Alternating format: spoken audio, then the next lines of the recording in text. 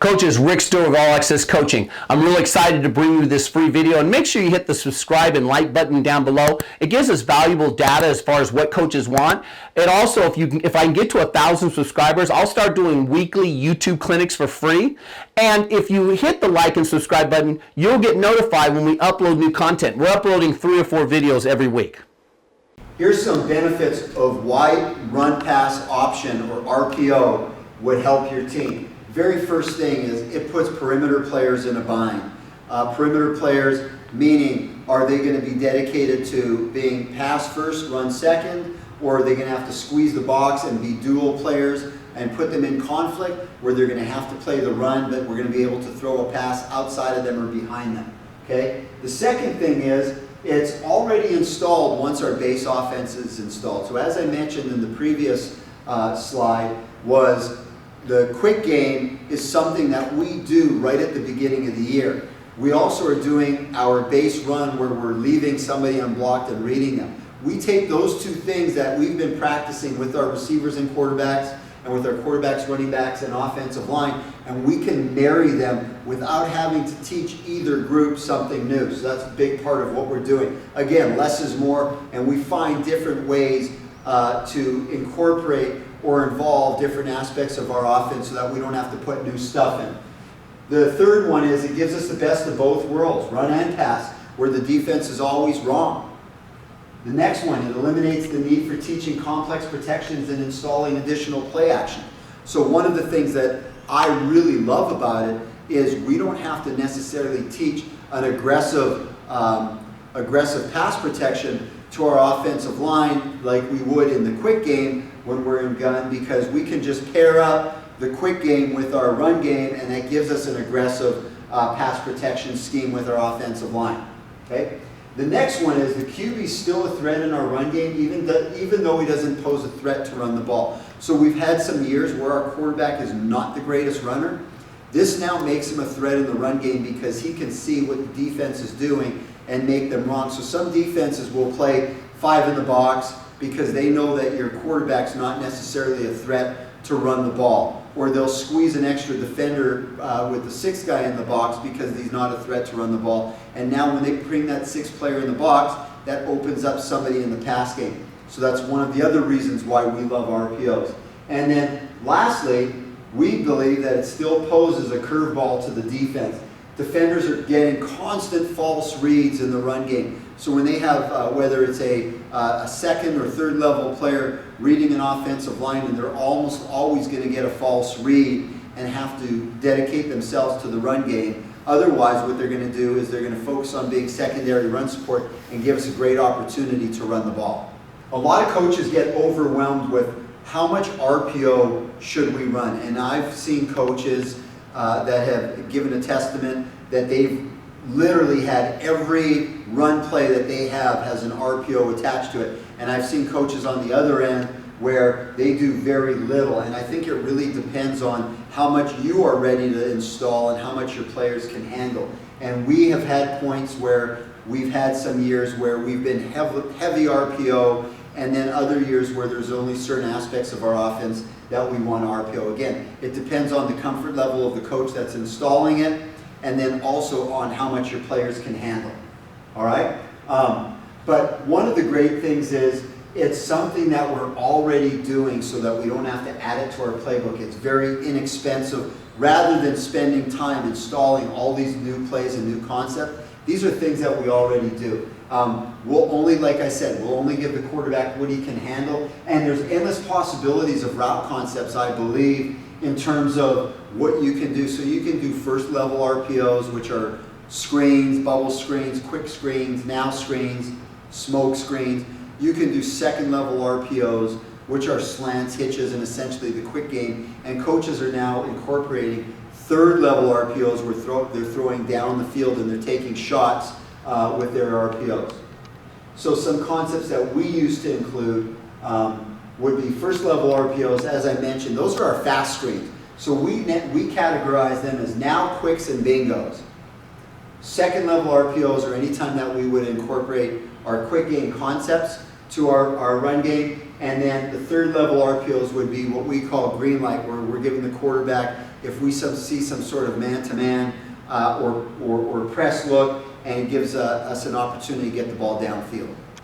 So this is an example of one of our best RPO drills that we'll do. We'll run mesh points with the quarterbacks and running backs, and at the same time, we'll have a player be a service player in this drill, and he's going to either squeeze for the run or he's going to drop to the receiver running his route on the play. And the quarterback and running back are going to execute their mesh point. And as the quarterback seats the ball, he's going to get his eyes on that defender.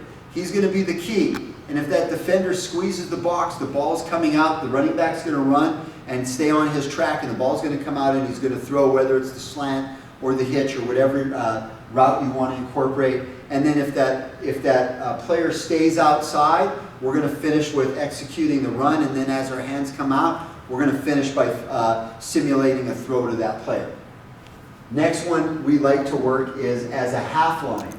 So again, we will have players in the box, we'll have an end, a tackle, and a backer, and we will run our read play on that. So whether we're leaving the end unblocked or the outside linebacker unblocked, and we will execute that run component. And then at the same time, the quarterback now is going to read that defender, whether he should give the ball on run or pull and throw the ball to the receiver.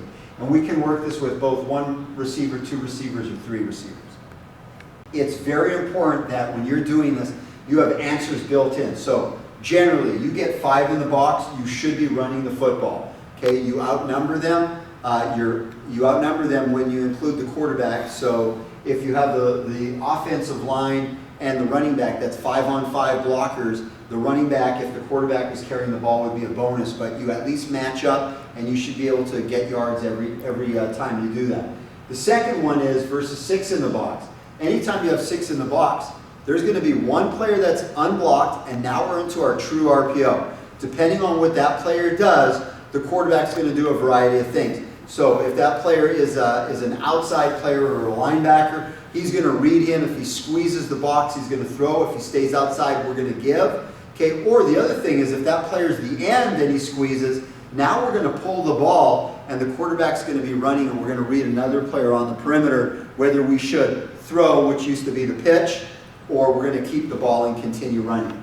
And then lastly, again with the RPOs, when we get 7 in the box, especially being 10 personnel, and we have an RPO call, it always turns into play action. The quarterbacks know that when we get 7 in the box, there's going to be players that are unblocked in the run game, and the ball's got to come out. The run play is dead. Okay, when we get press cover 1, we love true dual option.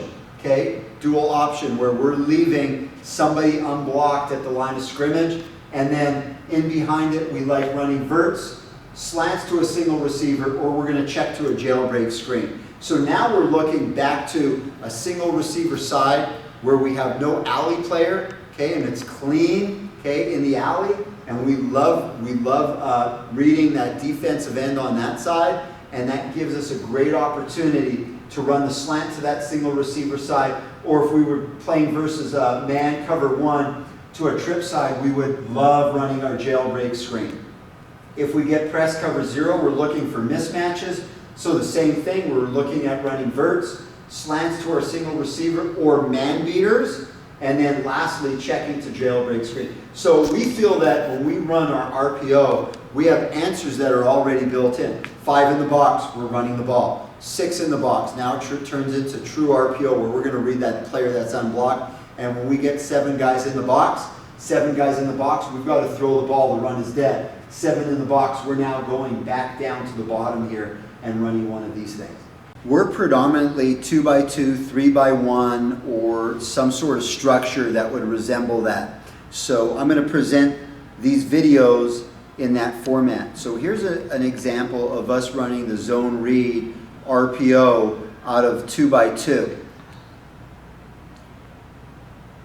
As you can see, one of our principles is if a receiver is generally uncovered, we want to get him the ball. So this safety is above the level of the hard deck line.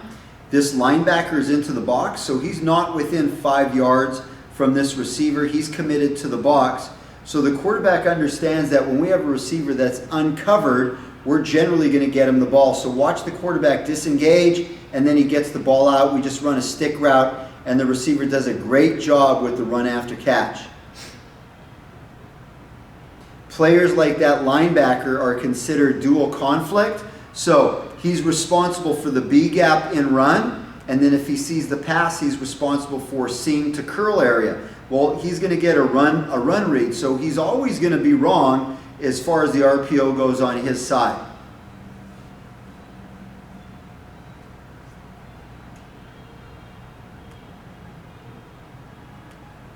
Now on this next one, they've got an even front, and they're going to bring an extra player off the edge. This is a post-snap RPO, where we're actually reading this player here. Because he comes into the box, we know that we've got an advantage numbers-wise out on the perimeter.